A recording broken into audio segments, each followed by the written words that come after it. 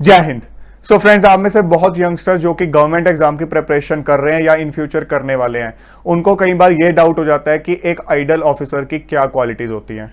उनको खुद पे डाउट होने लग जाता है कि क्या उनमें वो सब क्वालिटीज हैं जो कि एक अच्छा ऑफिसर बनने के लिए चाहिए। उनको कई बार ये लगने लग जाता है कि ये ना हो कि मैं इतनी ज़्यादा मेहनत करके ऑफिसर बनूं, सिलेक्शन मेरा हो और फाइनली जब मैं फील्ड में जाऊं तो मुझे लगे कि मेरे अंदर तो वो क्वालिटीज़ ही नहीं है। आपको क्या लगता है, जो क्वालिटीज़ एक अच्छा ऑफिसर बनने के लिए चाहिए वो कोई इंसान ऊपर से लेके पैदा होता है? बिल्कुल भी नहीं। हम टाइम के साथ, एक्सपीरियंस के साथ, प्रैक्टिकल एक्सपीरियंस के साथ सीखते चले जाते हैं और नई नई क्वालिटीज़ हमारे अंदर आती चली जाती हैं। कोई इंसान 60 साल की उम्र तक भी जब एडमिनिस्ट्रेशन में रहता है तब भी ये नहीं कह सकता कि मैं एक परफेक्ट एडमिनिस्ट्रेटर हूं या परफेक्ट ऑफिसर हूं, बिकॉज हमेशा हमारे अंदर कमियां रहती हैं। जिस दिन आप ये सोच लोगे कि मैं एक परफेक्ट ऑफिसर हूं या परफेक्ट इंसान हूं, ये सोच लो, उस दिन से आपका पतन शुरू हो गया, क्योंकि उसके बाद आप सीखना छोड़ दोगे और जब आप सीखना छोड़ देते हो तो डेफिनेटली आपका डाउनफॉल स्टार्ट हो जाता है। हम सब लोग दुनिया में यूनिक हैं, हम सब लोग यूनिक सर्कमस्टांसेस में पैदा हुए हैं, यूनिक सर्कमस्टांसेस और सिचुएशन में पले बड़े हैं, यूनिक एक्सपीरियंसेस हमने फेस किए हैं, तो हम सबकी क्वालिटीज भी यूनिक हैं। कभी भी हम ये नहीं कह सकते हैं कि हम ऑफिसर बनने के लिए परफेक्ट हैं, बट कुछ एक क्वालिटीज हैं जो डेफिनेटली हम में होती हैं, शायद हमें रियलाइज नहीं होता है, और कुछ एक क्वालिटीज हैं जो कि एग्जाम ही हमारी चेक कर लेता है। इंटरव्यू प्रोसेस तक जब तक हम पहुंचते हैं तो काफी क्वालिटीज हमारी ऑलरेडी चेक हो चुकी होती है और हमें रियलाइज भी नहीं होता कई बार।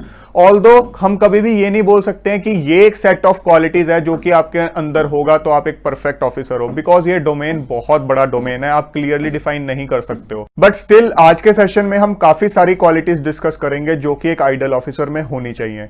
मैं स्टेप बाय स्टेप सिस्टमेटिकली आपके एग्जाम प्रोसेस से रिलेट करके बताऊंगा कि कैसे आपकी काफी सारी क्वालिटीज तो एग्जाम प्रोसेस के थ्रू ही चेक हो जाती हैं जो कि एज एन ऑफिसर आपके अंदर चाहिए। सबसे पहले फर्स्ट क्वालिटी की बात करते हैं।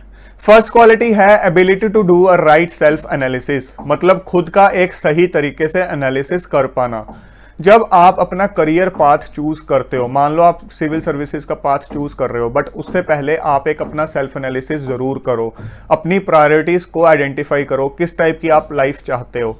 अपनी प्रायोरिटीज को जब आइडेंटिफाई करोगे, उसके बाद डिफरेंट करियर ऑप्शंस को जब एक्सप्लोर करोगे तो आपको पता चलेगा कि ये 2-3 करियर ऑप्शंस हैं जो आपके लिए बेस्ट हो सकती हैं।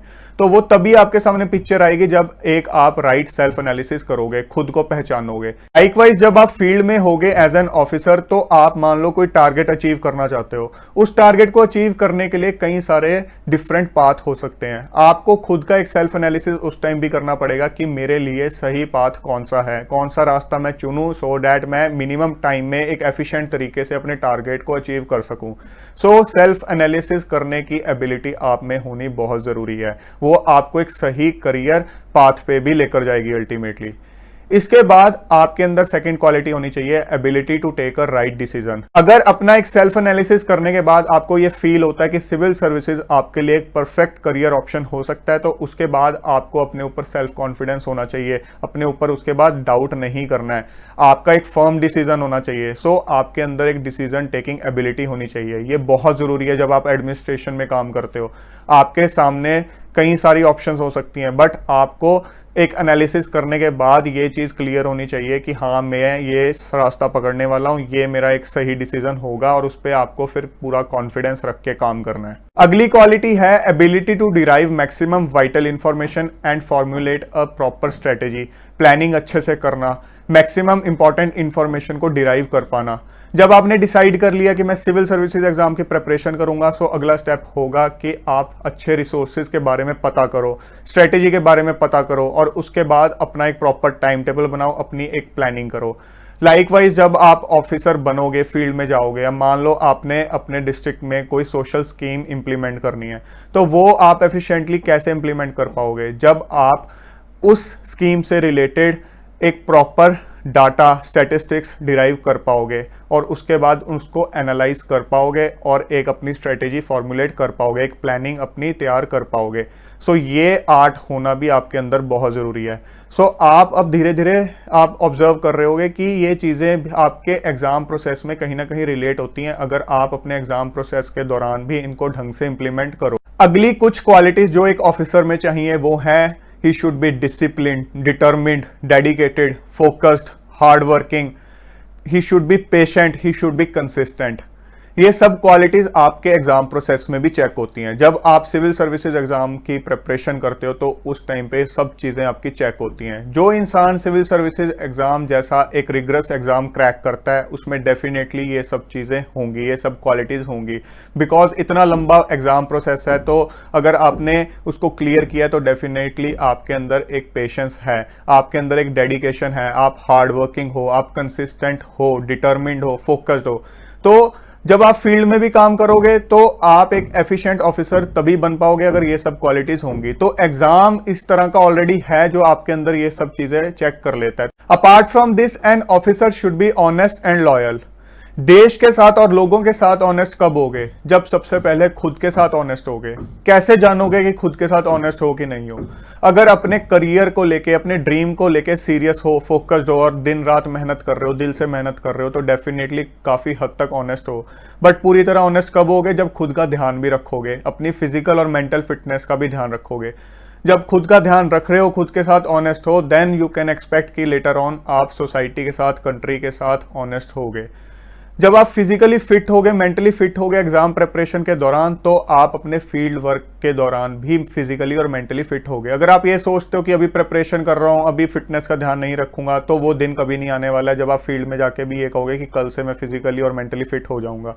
ये आदत आपको साइड बाय साइड ही बनानी पड़ेगी। अगर ये सोचते हो कि अभी टाइम नहीं मिल रहा है तो कभी भी नहीं मिलेगा, बिकॉज लाइफ तो हमेशा हेक्टिक रहेगी। कल ऑफिसर बन जाओगे तो भी लाइफ हेक्टिक रहेगी।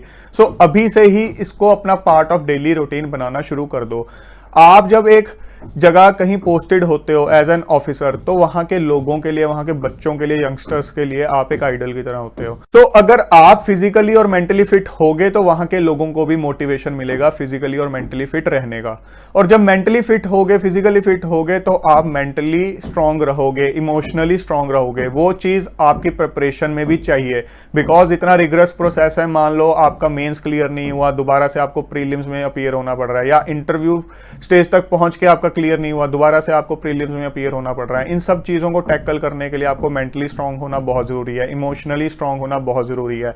अपार्ट फ्रॉम दैट, आपको सोशल प्रेशर लेने की आदत होनी चाहिए, उसको अवॉइड करने की आदत होनी चाहिए। आपको वो चीजें इफेक्ट नहीं करनी चाहिए, किसी का एक्सपेक्टेशन प्रेशर आपको इफेक्ट नहीं करना चाहिए। ये सब चीजें आपके फील्ड वर्क में भी काम आएंगी। अगर आप एग्जामिनेशन प्रोसेस में ही इन चीजों के नीचे दब गए तो आप फील्ड वर्क के अंदर तो डेफिनेटली दब जाओगे, बिकॉज वहां पे बहुत ज्यादा प्रेशर होगा इस तरह का, जहां पे सोसाइटी आपसे बहुत कुछ एक्सपेक्ट कर रही होगी, लोग बहुत कुछ एक्सपेक्ट कर रहे होंगे, आपको दुनिया भर की बातें सुनने को मिल सकती हैं। सो जब आप ये कहते हो कि मैं प्रिपरेशन के दौरान मेरे रिलेटिव्स ने मुझे ये बोल दिया, नेबरहुड में लोगों ने ये बोल दिया, मेरे दोस्तों ने ये बोल दिया, मेरे ऊपर ये प्रेशर हावी है, तो वो प्रेशर कुछ भी नहीं है उस चीज के सामने जो कि आपको फील्ड में फेस करना पड़ सकता है। सो आपको इन सब चीजों को टैकल करने की आदत होनी चाहिए। ये भी आपके अंदर एक क्वालिटी होनी चाहिए। एक और इंपॉर्टेंट क्वालिटी जो कि एक ऑफिसर में होनी चाहिए, ability to balance between work and personal life. ये नहीं आप बोल सकते हो कि प्रिपरेशन कर रहा हूं तो मैं अपना ध्यान नहीं रखूंगा, जो चीज मैंने अभी डिस्कस की है थोड़ा टाइम पहले। आपको खुद का ध्यान अपनी प्रिपरेशन के साथ साथ रखना पड़ेगा। अगर ये आदत डेवलप करोगे तो कल जब अपने फील्ड वर्क में जाओगे तो उस टाइम आपके लिए बहुत ईजी होगा चीज़ों को बैलेंस करना। आप अपने वर्क और अपनी पर्सनल लाइफ के बीच में बैलेंस बना के रख सकते हो। अगर ये बैलेंस आपने नहीं बिगाड़ा तो आप अपनी जॉब को एंजॉय करोगे, अपने वर्क प्रोफाइल को एंजॉय करोगे और फ्रस्ट्रेट नहीं होगे। और अगर ये बैलेंस बिगड़ गया तो आप फ्रस्ट्रेटेड फील करोगे। लोगों के लिए आप एक बड़ी पोस्ट पे होगे, एक बड़े ऑफिसर होगे, बट आप अंदर से खुश नहीं होगे, आप फ्रस्ट्रेटेड फील करोगे, बिकॉज आपको पता होगा आपने अपनी लाइफ का बैलेंस बिगाड़ लिया है, आपका बैलेंस सही नहीं चल रहा है। सो अगर लाइफ को एंजॉय करना चाहते हो, किसी भी फील्ड में हो, सिविल सर्विसेज में तो डेफिनेटली ये चीज़ बहुत ज़रूरी है। तो अपना बैलेंस हमेशा मेंटेन करके चलना, और वो आदत आपको प्रिपरेशन के साथ ही बनानी पड़ेगी। Apart from this, an officer need to have a confidence in his personality. He need to have a decent communication skill. ये नहीं है कि बहुत हाई फाई कम्युनिकेशन स्किल्स चाहिए, बट डिसेंट लेवल की डेफिनेटली चाहिए। ये चीज़ें आपकी पर्सनैलिटी टेस्ट में चेक हो जाती हैं, यूपीएससी के पर्सनैलिटी टेस्ट में चेक की जाती हैं चीज़ें। डिसेंट का मतलब ये है कि आप अपना पॉइंट कन्वे कर पाते हो या नहीं कर पाते हो, सामने वाले की बात समझ पाते हो या नहीं समझ पाते हो, सामने वाला आपसे क्या पूछ रहा है वो चीज़ समझ पाते हो या नहीं समझ पाते हो, पेशेंटली सुनते हो या नहीं सुनते हो। एक सिविल सर्वेंट को, एक ऑफिसर को एक गुड स्पीकर से ज़्यादा गुड लिसनर होना चाहिए, गुड ओरेटर से ज़्यादा एक गुड लिसनर होना चाहिए, बहुत ज़रूरी है। आप चाहे एक अच्छे स्पीकर ना बनो बट अच्छे लिसनर बनो, बिकॉज आपके सामने पब्लिक आएगी, अपनी समस्याएं लेके आएगी, सो आपको उनकी समस्याएं सुननी है और उसके बाद आपको एक सही एक्शन लेना है। ये जरूरी नहीं है कि आप बहुत ज्यादा बोलो, कि आप कम बोल सकते हो, बट सुनने की आदत होनी चाहिए, पेशेंटली सुनने की आदत होनी चाहिए। ये चीज भी आपकी पर्सनैलिटी टेस्ट में चेक की जाती है, इसलिए कहा जाता है यूपीएससी इंटरव्यू में पहले ध्यान से पेशेंटली सुनो कि सामने से क्या क्वेश्चन पुट किया जा रहा है, ध्यान से सुनो और उसके बाद सोच समझ के आंसर दो। अगर आप जल्दबाजी करोगे तो वो आपके इंटरव्यू मार्क्स में नेगेटिवली इंपैक्ट करेगा ही करेगा। इसके बाद आपको अपने अंदर कोई ईगो एटीट्यूड नहीं रखना है, एक ऑफिसर के अंदर ईगो एटीट्यूड नहीं होना चाहिए। अगर आप में ईगो या एटीट्यूड हुआ तो आप में और लोगों के बीच में कहीं ना कहीं एक दीवार आ जाएगी, आप में और आपके नीचे काम करने वालों के बीच दीवार आ जाएगी, आप लोग मिक्सअप नहीं हो पाओगे, आप अपना पॉइंट कभी कन्वे ढंग से नहीं कर पाओगे और सामने वालों की चीज नहीं समझ पाओगे। वो कहीं ना कहीं आपकी वर्किंग को नेगेटिवली इंपैक्ट करेगी और आपका कहीं ना कहीं रेपुटेशन भी इतना सही नहीं रहेगा। अगर आप चाहते हो कि आप एफिशिएंटली काम कर सको, जो चीजें लोग आपसे एक्सपेक्ट कर रहे हैं उनको समझ सको और उसके बाद उन चीजों को अच्छे से एग्जीक्यूट कर सको, तो आपने कभी भी लाइफ में अपने अंदर ईगो एटीट्यूड नहीं लाना कि मैं पता नहीं ऑफिसर बन गया तो एक पता नहीं कौन सा इलीट क्लास बन गया, मैं एक अलग ही क्लास हूं। आप भी उन्हीं लोगों में से हो, एक एग्जाम क्रैक करके आए हो तो इसका मतलब ये नहीं है कि आप अपने आप को भगवान समझने लग जाओगे। इसके अलावा an officer should be sympathetic as well as bold.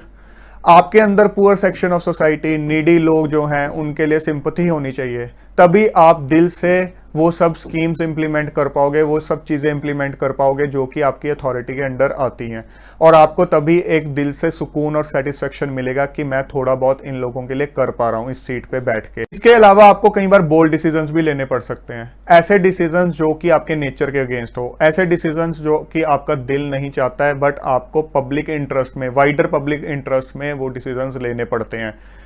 ऐसे डिसीजंस लेने के लिए आपके अंदर मैच्योरिटी होनी चाहिए। एक ऑफिसर को मैच्योर भी होना है, उसके अंदर अच्छे लेवल की एक मैच्योरिटी होनी चाहिए। इसके अलावा एक बहुत ही इंपॉर्टेंट ट्रेड जो कि एक ऑफिसर में होना चाहिए वो है he should be a good leader. उसके अंदर एक लीडरशिप वाली क्वालिटी होनी चाहिए। लीडरशिप वाली क्वालिटी कोई ऐसी नहीं है कि जो आप एकदम से कह दो कि मैं आज एक बहुत अच्छा लीडर बन गया हूं। आप धीरे धीरे सीखते हो, हिट एंड ट्रायल करते हो, सीखते हो। कई बार आप कुछ चीजें इंप्लीमेंट करने की कोशिश करते हो बट आपको फील होता है कि नहीं यार ये चीज काम नहीं कर रही है, और कई बार आपको लगता है कि ये इस चीज ने बहुत एफिशिएंटली काम किया है। आप सोचते हो इन फ्यूचर मैं इस चीज को इस तरह से एग्जीक्यूट करूंगा।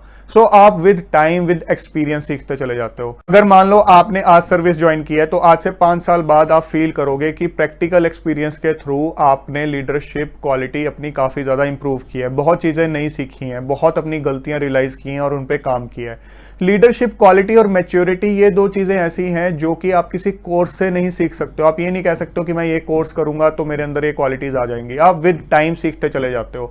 60 साल की उम्र में जब रिटायर भी होगे तब भी आपको लगेगा कि अभी भी मैं सीख रहा हूं, कि अभी भी मेरे अंदर कमियां हैं। जैसे कि मैंने स्टार्टिंग ऑफ दिस सेशन में बताया था, सीखते चले जाना है आपको। जिस दिन सीखना बंद कर दोगे उस दिन अंदर से मर जाओगे। हमें अंदर से मरना नहीं है, अंदर से हमेशा यंग रहना है। वो तभी हो पाएगा अगर सीखते चले जाएंगे। इसके अलावा एक लास्ट क्वालिटी जो मैं डिस्कस करना चाहता हूं वो है कि आपको पॉलिटिकली हमेशा न्यूट्रल रहना है, और ये चीज आपकी प्रिपरेशन में भी काम आती है।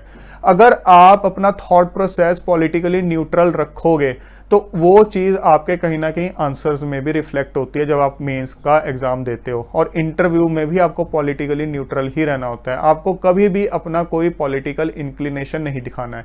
अगर आप पॉलिटिकली न्यूट्रल रहना सीख गए तो आपके वो काम में भी बहुत हेल्प करेगी चीज। बिकॉज जब आप सीट पे बैठे हो तो आपसे यही एक्सपेक्ट किया जाता है कि आप पॉलिटिकली न्यूट्रल होके काम करो। आपको किसी को फेवर करने के लिए काम नहीं करना है, अपने लोगों के लिए काम करना है, वाइडर पब्लिक इंटरेस्ट में काम करना है। तो फ्रेंड्स, ये कुछ क्वालिटीज थी जो डेफिनेटली एक ऑफिसर में होनी चाहिए। इसके अलावा क्वालिटीज और भी हो सकती हैं बिकॉज ये डोमेन बहुत वाइड है, बट मैंने कोशिश की है कि मेन क्वालिटीज को डिस्कस करूं और आपके एग्जाम प्रोसेस से रिलेट करूं सो दैट आप कंफर्टेबल फील कर सको। सो फ्रेंड्स, अगर आप ये एग्जाम क्रैक करते हो तो आपके अंदर काफी सारी क्वालिटीज तो ऑलरेडी हैं, जरूरत है जस्ट उनको रिफाइन करने की, वो विद टाइम होता चला जाएगा। और कुछ क्वालिटीज ऐसी हैं जो कि आप अपने प्रैक्टिकल एक्सपीरियंस से सीखते चले जाओगे, ऊपर से कोई सीख के नहीं आता है, हम विद टाइम सीखते चले जाते हैं। तो आपको पेशेंस के साथ उन चीजों को सीखते चले जाना है, अपनी गलतियों को, अपनी कमियों को रियलाइज करते चले जाना है, उनको छोड़ते चले जाना है, और जो आपके अंदर अच्छी क्वालिटीज हैं उनको रिफाइन करते चले जाना है। तो फ्रेंड्स, अगर आपको कोई मिसगाइड करने की कोशिश करता है ये बोल के कि सिविल सर्विसेज एग्जाम की प्रिपरेशन आप तभी करो अगर आपके अंदर ये ऑफिसर लाइक क्वालिटीज हैं, तो आपको मिसगाइड नहीं होना है। आपको जस्ट एक ये सेल्फ रियलाइजेशन, एक सेल्फ एनालिसिस करना है कि सिविल सर्विसेज आपके लिए एक राइट करियर ऑप्शन है या नहीं है। अगर आपको अंदर से आवाज आती है कि आपके लिए एक राइट करियर ऑप्शन है, तो दिल से एक ऑनेस्टी के साथ इसके लिए मेहनत करो और अपना एक ड्रीम फुलफिल करो। अगर आपने ये एग्जाम क्रैक कर लिया तो बहुत सी बेसिक क्वालिटीज आपके अंदर ऑलरेडी होंगी जो कि एक अच्छा ऑफिसर बनने के लिए चाहिए। जरूरत जस्ट लेटर ऑन ये होगी कि आप उन क्वालिटीज को रिफाइन करो। जय हिंद।